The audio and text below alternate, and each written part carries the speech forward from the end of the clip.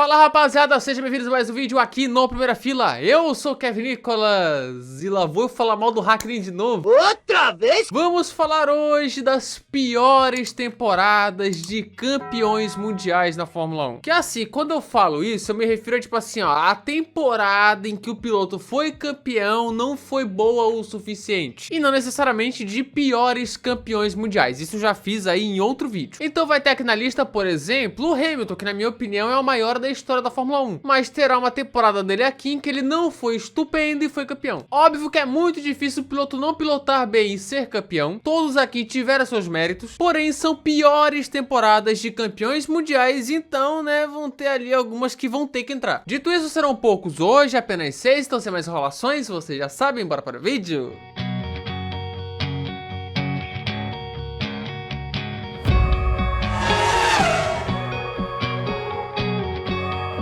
Vamos começar aqui com um dos únicos pilotos da história da Fórmula 1 a ser campeão com apenas uma vitória, Keke Rosberg em 82. Muito bom. Que é uma temporada que, digamos, ninguém queria vencer quase, e que teve infelizmente muitas tragédias. Os dois favoritos ao título sofreram essas tragédias. Gilles Villeneuve faleceu em Zolder e Didier Pironi sofreu um acidente em Hockenheim no quali que encerrou a sua carreira enquanto liderava o campeonato. Ou seja, as duas Ferraris deram adeus. Sobrou então caras como John Watson de McLaren, Keke Rosberg de Williams. Aí, caras, vai ter o campeão esquisito. E terá uma métrica que usarei bastante nesse vídeo, que são os pontos possíveis conquistados em uma temporada. De tipo, tal piloto conquistou 50 pontos de 100 possíveis na temporada, então teve 50% nessa métrica.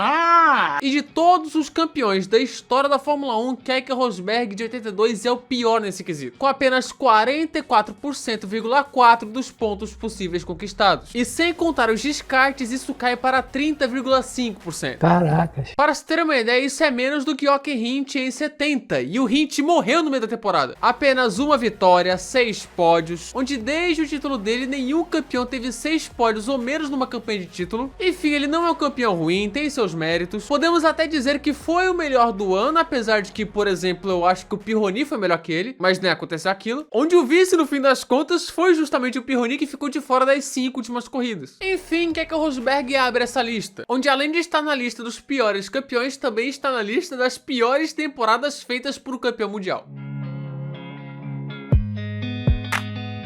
Eu vivo falando aqui que a temporada de 97 da Fórmula 1 é a guerra fria da categoria, onde nenhuma corrida daquele ano Jacques Villeneuve e Michael Schumacher dividiram o mesmo pódio. Mas aí vamos falar do Jacques Villeneuve que, parabéns, foi campeão com méritos. Só que ao meu ver não foi o melhor piloto daquele ano, foi o Schumacher, que tinha um carro inferior apesar de muito bom e competitivo, é claro. O Villeneuve venceu 7 corridas naquele ano, 2 a mais que o Schumacher, por exemplo. Só que ele, mesmo tendo o melhor carro consideravelmente, era tudo ou nada. Ou vencia ou tinha a corrida mais canalha da vida dele. 4 dos 5 abandonos do cara desse no ano, sem contar a desclassificação em Suzuka, foram por batidas ou rodadas. Na Áustria na largada, em Mônaco e no Canadá batendo sozinho, e na Alemanha por uma rodada. Fora várias provas que ele não andou bem, foi abaixo do que a Williams poderia performar. Como por exemplo o patético GP da Bélgica na chuva, ou o GP da Hungria, por exemplo, que se não fosse o problema do Damon Hill, ele perderia uma prova para uma Erros. E sabe aquela métrica de pontos possíveis conquistados? Ele é o segundo pior na era após descartes, com 47,6% dos pontos. O primeiro a gente fala já já. Villeneuve foi campeão do mundo com méritos, ainda mais depois do que o Schumacher fez em Jerez. Porém, tinha que estar nessa lista.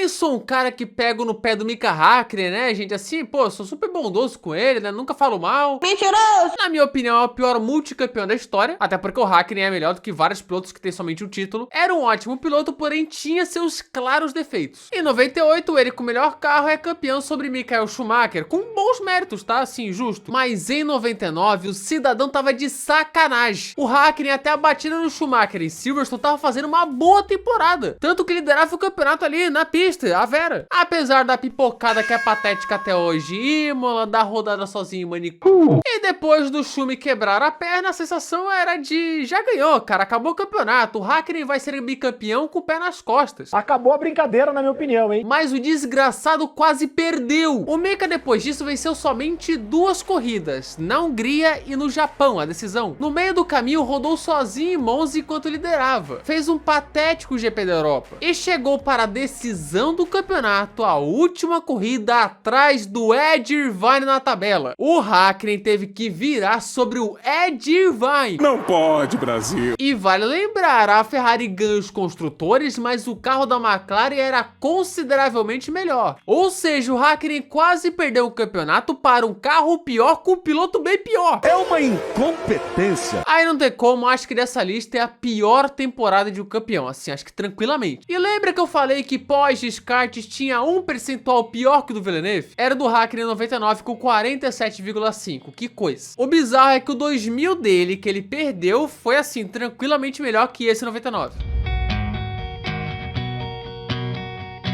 Nesse século nós tivemos 2 temporadas Mickey Mouse, onde assim, parecia que ninguém queria ganhar o título. No caso 2008 e 2010, e começarei por 2008. E não me entendam mal, o Hamilton fez uma grande temporada. Pelo que sabemos, o carro da McLaren, apesar de bem pau a pau com a Ferrari, né, tinha corrida que a Ferrari era melhor, tinha outras que a McLaren era melhor aparelho. Apesar disso, ele ser pau a pau era um pouquinho pior que a Ferrari. Mas tanto ele quanto o Massa erraram muito. O Hamilton fez cagada no Bahrein, fez cagada no Canadá, fez cagada na França, também fez uma controvérsia na Bélgica, quase jogou toda a vantagem fora no Japão e Fuji, então foram muitos e muitos erros. É uma profusão. O 2007 dele, na minha opinião, foi consideravelmente melhor que o 2008 dele, e o Massa não fica muito longe. Ele venceu 5 vezes naquele ano, menos que o Massa, para se ter uma ideia. Tem o escândalo do Singapura Gate, que aí é outra parada, o Hamilton não tem nada a ver com isso. É uma boa temporada dele, assim como o Massa fez uma boa temporada. Porém, ambos erraram demais em 2008 e poderiam ter feito muito mais. Tanto que no vídeo da última terça eu falo que, na minha opinião, o Kubica foi o melhor piloto de 2008. E naquela métrica que eu falei antes, pós-descartes, o Hamilton só fica atrás do Hakkinen 99, do Villeneuve 97 e do Vettel 2010, por 54,4% dos pontos possíveis conquistados. E falando em Vettel...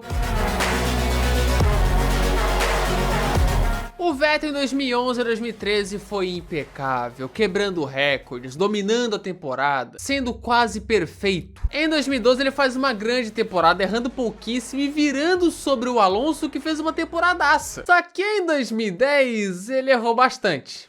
E não foi só ele. Muito fraco. Qualquer piloto que tu pegar de 2010 que tava lutando pelo título cometeu uma porrada de erros. Já fiz um vídeo só sobre isso, vai estar aparecendo aqui no card. O piloto que menos errou foi o Button, mas também foi o que pilotou menos, eu acho. Todos os outros erraram em 3 GPs ou mais. O Vettel errou em 3 GPs e Alonso, Webber e Hamilton erraram em 5. Porém, Vettel foi o que perdeu mais pontos, né? Pois os erros dele valiam, sei lá, o fim da fome no mundo, a paz mundial. É verdade que o alemão foi o que mais sofreu com confiabilidade também, mas ele errou consideravelmente. Perdeu uma vitória na Turquia por um erro besta, jogou tudo fora, fez uma corrida desastrosa em Spa, teve performances esquisitas como na Hungria, que dormiu no ponto, foi punido. Enfim, o ano em que ele cometeu erros cruciais. Qualquer piloto que fosse campeão de 2010 estaria aqui nessa lista. Mas não fica como foi o Vettel, ele aparece aqui, que é o terceiro pior naquela estatística de pontos possíveis conquistados após 91, com 53,8%. Fora que aquela coisa, ele tinha o melhor carro daquele ano, então isso é levado em consideração. Pelo menos ele não quase perdeu um título para o Irvine, né, Hakkinen? Enfim, gente, tinha que estar aqui. É uma temporada do Vettel boa, mas que poderia ter sido muito melhor, cara, assim como outros de 2010. E pera aí, eu me lembrei de uma agora, cara.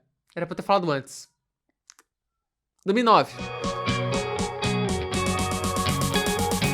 Cara, o Jenson Button em 2009 é um negócio interessante, porque nas primeiras 7 corridas é performance histórica, 6 vitórias em 7 corridas com 7 pódios, trucidando com a Brown, assim, um dos melhores começos de temporada de todos os tempos. Já ganhou, já ganhou, Mas depois disso ele conquistou 2 pódios, gente. 2 pódios, não foram 2 vitórias. 2 pódios. É só isso. A Brown GP, é verdade, era uma equipe pequena, mas que tinha um jato em mãos, assim, um foguete, mas que foi perdendo força durante o ano, naturalmente, especialmente após Silverstone. Mas o Button, apesar de administrar bem a vantagem, estava irreconhecível após o GP da Turquia. Passava as corridas sumido, o Rubinho foi melhor que ele no período, pegando ali seus 2 pontos por corrida, pouca coisa. Tava estranho, muito estranho. No fim, ele terminou campeão em Interlagos com uma corrida de antecedência, com méritos, cara, na minha opinião, melhor piloto do ano, porque ele não tá aqui pelo início, ele tá aqui pela metade final de campeonato, que foi esquisitíssima. Bem anormal para o campeão mundial, assim, circunstâncias da temporada, do carro, mas, assim, não é normal. Pelo menos o Button teve uma temporada de erro quase zero, então é o melhor aqui da lista. Tá aí, gente, finalizada a lista das piores temporadas de campeões mundiais da Fórmula 1. Se faltou alguma, coloque aqui nos comentários, concorde, discorde, sempre com respeito. Pensei em colocar algumas, tipo Rosberg em 16, Schumacher em 2003, mas falei essas não. E nos vemos no próximo vídeo. Tá aí, gente, se você gostou desse vídeo, se inscreva aqui no canal, ative as notificações, clique no gostei, espalhe esse vídeo com a galera. Na descrição tá o nosso Instagram, Primeira Fila F1, tem o meu Twitter também, X, Kevin Nicholas PF1, e o Discord, obviamente, tá? Membros aqui estão eles, se quiser virar um, tem um botãozinho de seja membro aqui embaixo, tá? Se quiser virar show, se não quiser, beleza? Sugestões, comentários, e é isso aí, gente. Muito obrigado a quem assistiu o vídeo até aqui. Para com a minha comentário fixado. Falou!